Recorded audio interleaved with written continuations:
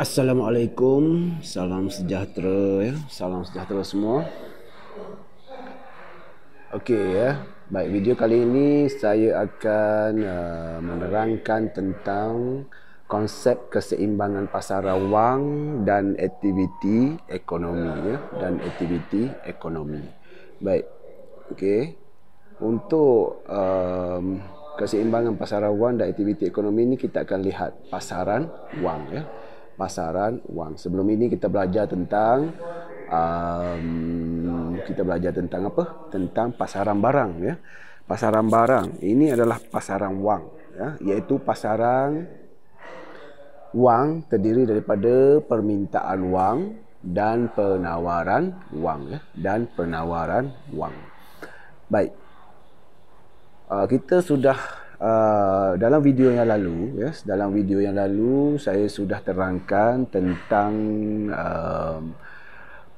tentang konsep permintaan wang yang terdiri daripada permintaan wang untuk awasan, permintaan wang untuk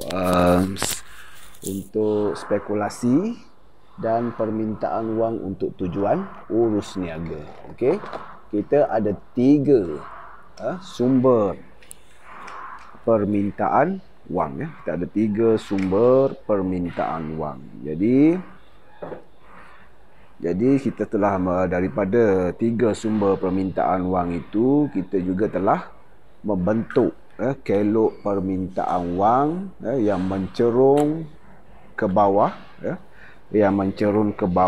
dari kiri ke kanan.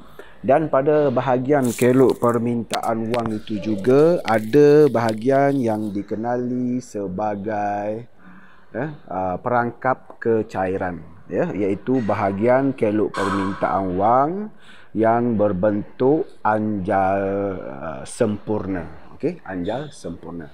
So kali ini permintaan mesti ada pasangan dia, iaitu penawaran wang. Okey, jika tak ada penawaran, tidak akan terbentuknya pasaran wang. Tidak akan terbentuknya pasaran, kan? So dalam kali ini kita akan lihat bagaimana penawaran dan permintaan wang itu berinteraksi antara satu sama lain ya, untuk membentuk satu pasaran. Okey, untuk membentuk satu pasaran.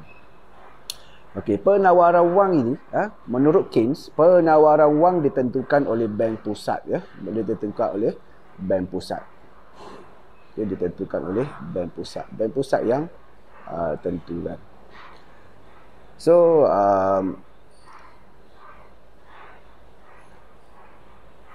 bank pusat itu merupakan bank yang dimiliki oleh kerajaan ya, bank yang dimiliki oleh kerajaan dan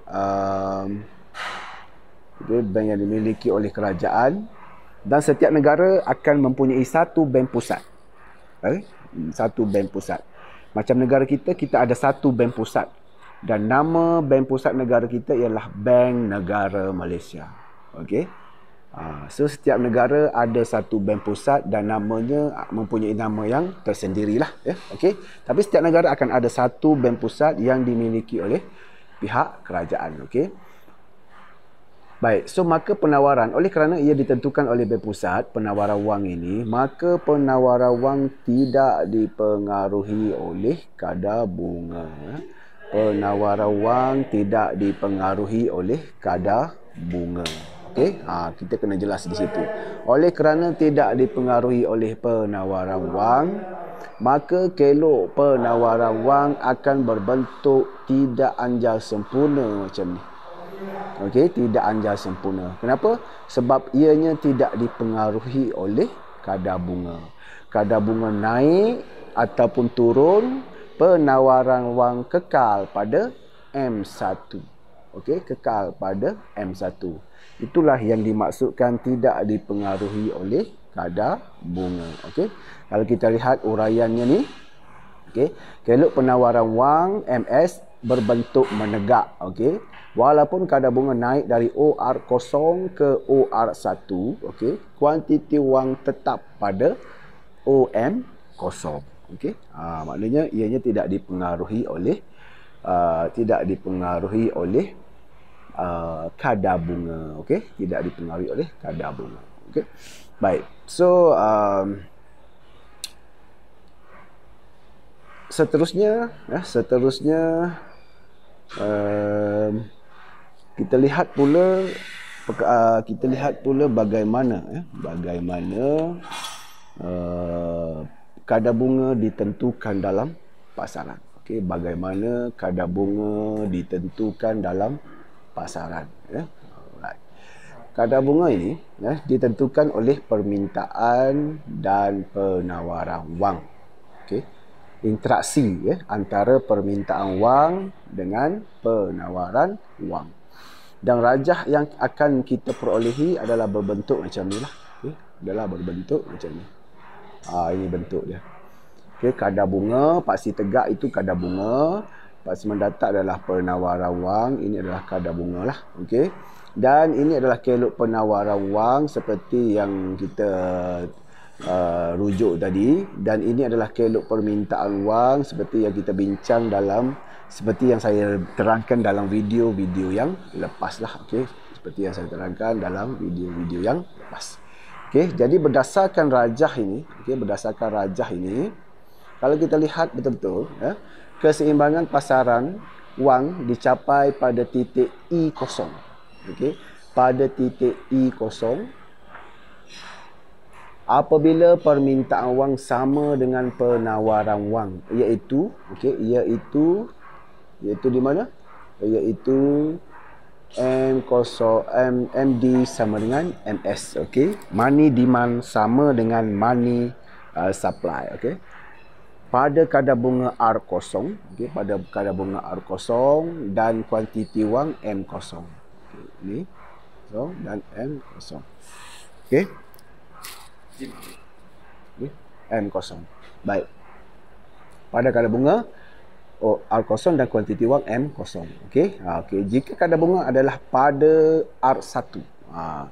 Okey, jika kadar bunga R1, macam mana? Apa yang berlaku pada R1 itu? Okey.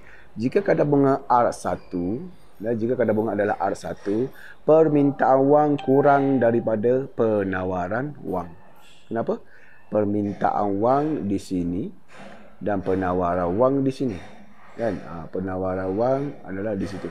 Iaitu lebihan penawaran, lebihan penawaran ataupun lebihan MS. Okey, lebihan MS berlaku di situ.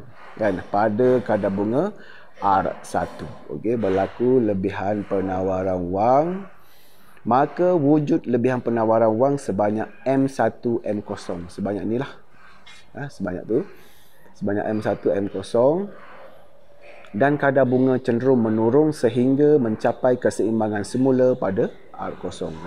Pada R0. Konsep dia sama saja dengan pasaran wang, untuk membincangkan tentang keseimbangan pasaran wang ini. Konsep dia sama saja, keseimbangan pasaran barang. Kenapa? Dia wujud lebihan permintaan, wujud lebihan penawaran, wujud keseimbangan. Konsep dia sama saja. Cuma yang diurus niagakan dalam pasaran wang ini adalah wang itu sendiri. Okey, wang itu sendiri. Ya.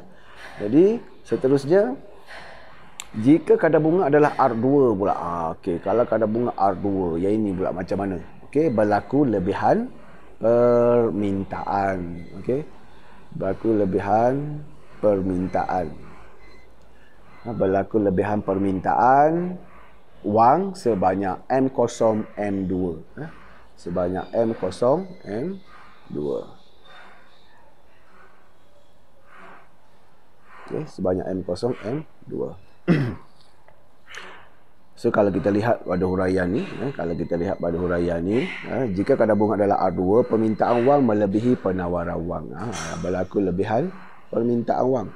Maka wujud lebihan permintaan wang sebanyak M0 M2 dan kadar bunga cenderung meningkat sehingga mencapai keseimbangan semula pada OR0. Okey, pada OR0. Okey, rajah dia lebih kurang macam itulah, rajah dia. Seperti yang Kamu rujuk di atas ni lah. Okey. So kamu lihat pada rajah ini, kawasan yang melibatkan lebihan permintaan wang, lebihan permintaan wang, ini lebihan penawaran wang. Ini menekan kadar bunga turun dan ini pula menekan kadar bunga untuk naik dan mencapai keseimbangan pada I0 dengan kadar bunga R0. Okey, kadar bunga R0. Jadi keseimbangan kadar bunga dicapai pada R0 apabila MD sama dengan MS pada kadar bunga M0.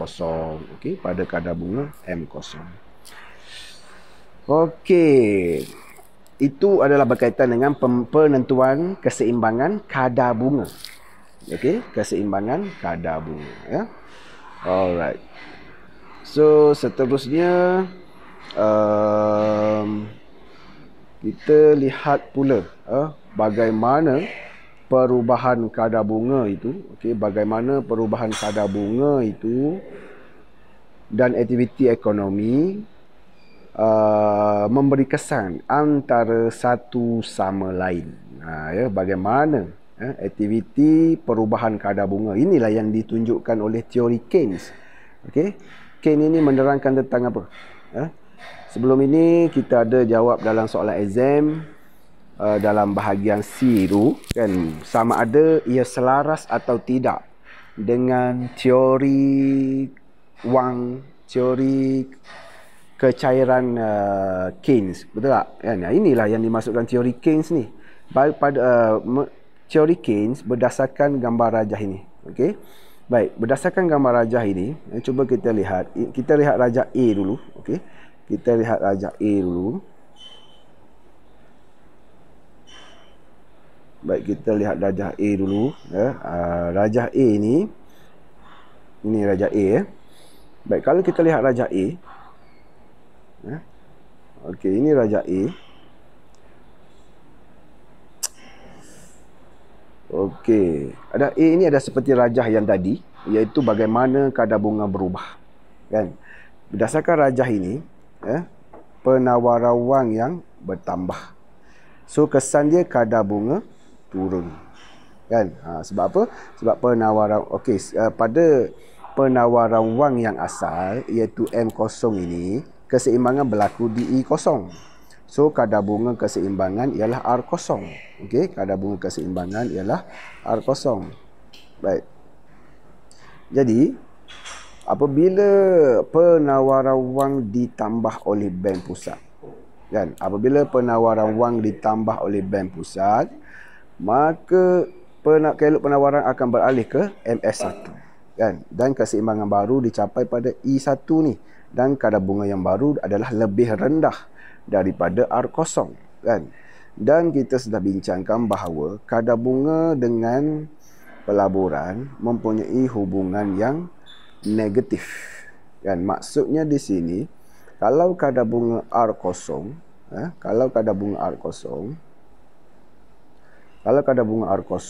jumlah pelaburan ialah I0.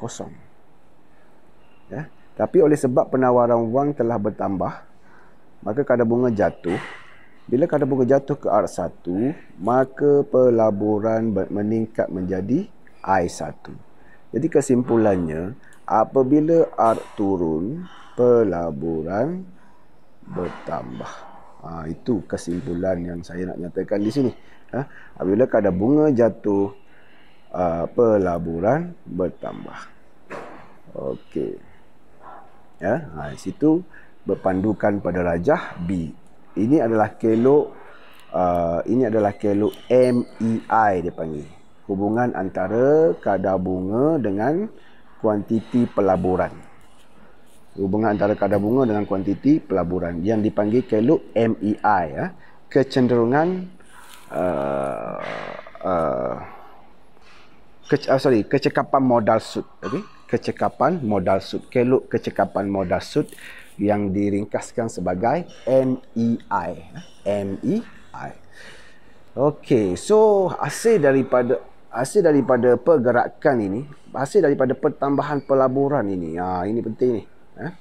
Hasil daripada pertambahan pelaburan tu, hasil daripada pertambahan pelaburan ni, itulah yang mempengaruhi AE. Yang akan mempengaruhi AE, yang akan meningkatkan AE. Okay. So kalau AE meningkat, bila kita rujuk pada rajah ini, okay, AE yang asal ialah CI0G, yang menyebabkan kita mencapai keseimbangan ekonomi pada E0 dan pendapatan negara ialah Y0. Okay, Y0. Baik, selepas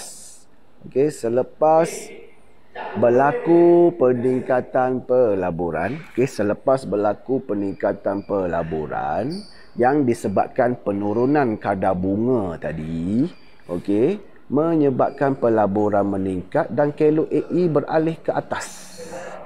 Beralih ke atas. Beralih ke atas, iaitu meningkatlah maksud dia. AE telah meningkat kepada CI1G.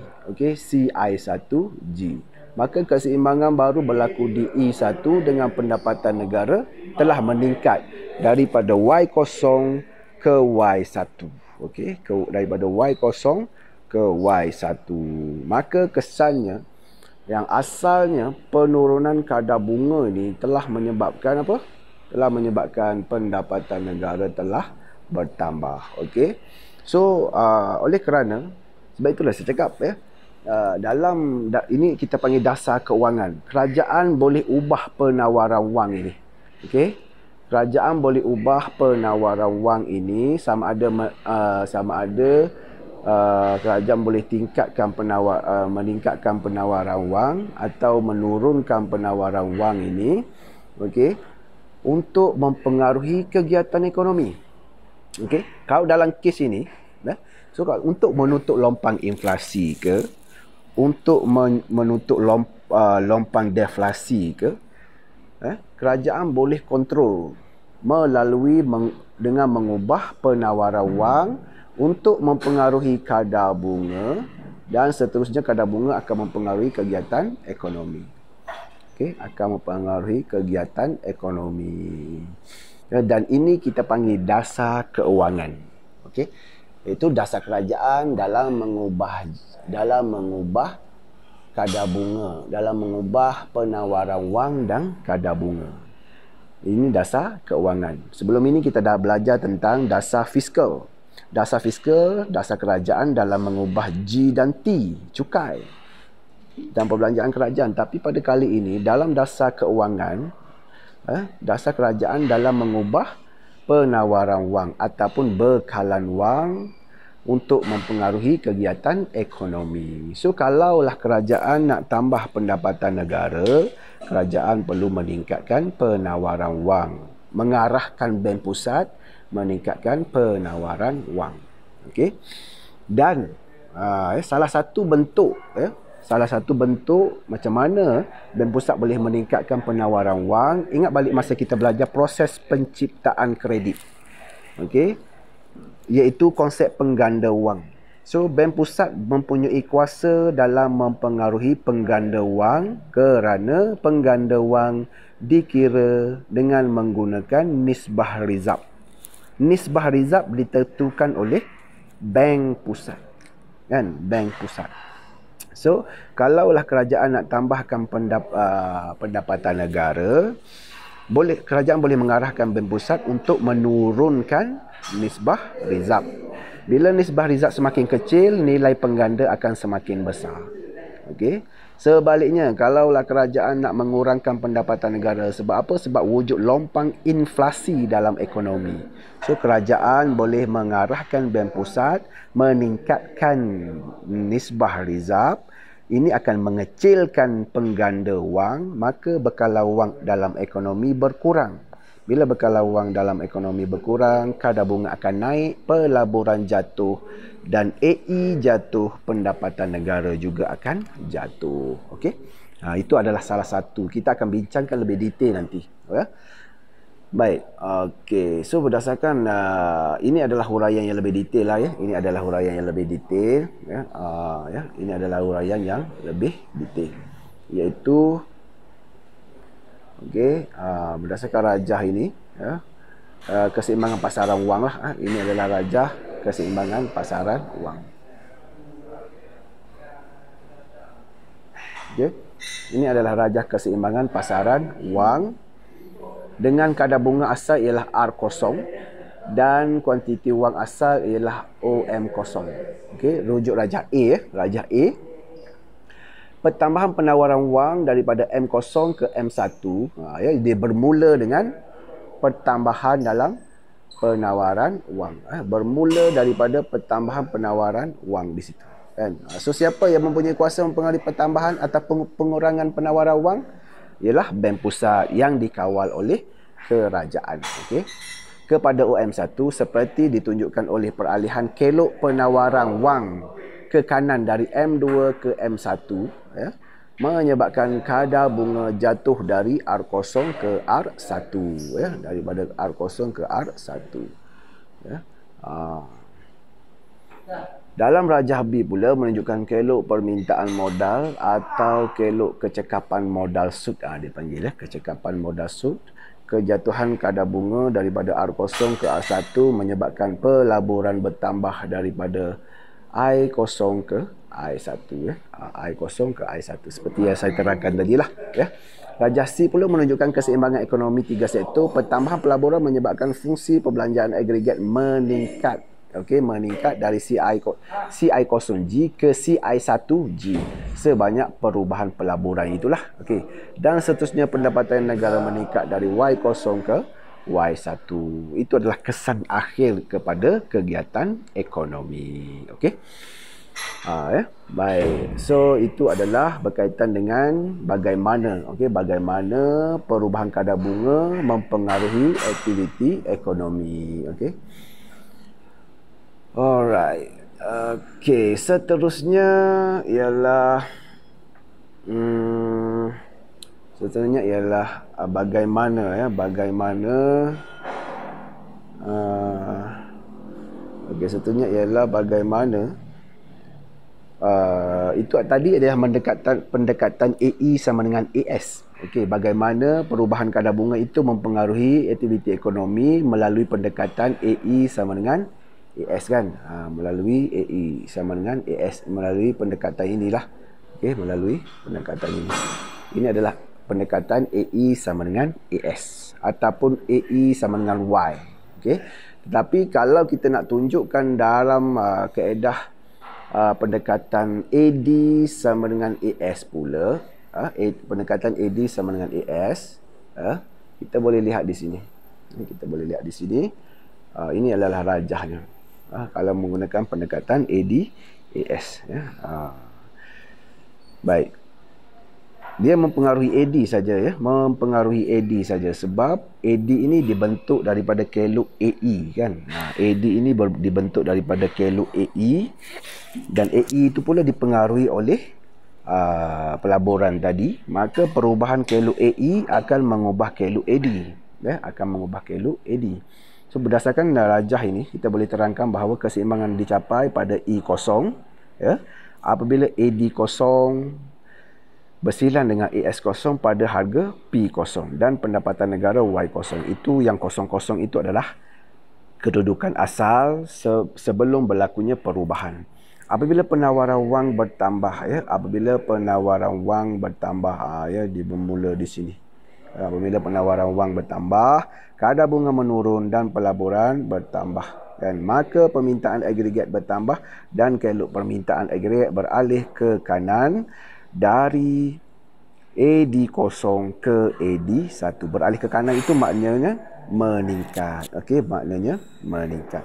So meningkat itu maksudnya bila meningkat, ya, pada tingkat pendapatan negara OP1, merujuk rajah tadi, ya, ini sambungan, ya, merujuk rajah tadi, ya, pada tingkat harga OP0, wujud lebihan permintaan agregat dan stok kekurangan. Firma akan menambah output sehingga keseimbangan baru dicapai pada E1 apabila AD1 sama dengan AS0 pada tingkat pada harga P0 dan pendapatan negara Y0. Okey. Jadi tingkat harga meningkat apabila meningkat daripada Y0 Ketika harga meningkat dari P0 ke P1 dan pendapatan negara juga meningkat dari Y0 ke Y1 apabila penawaran wang bertambah. Dan ini penting kesimpulan dia. Okey.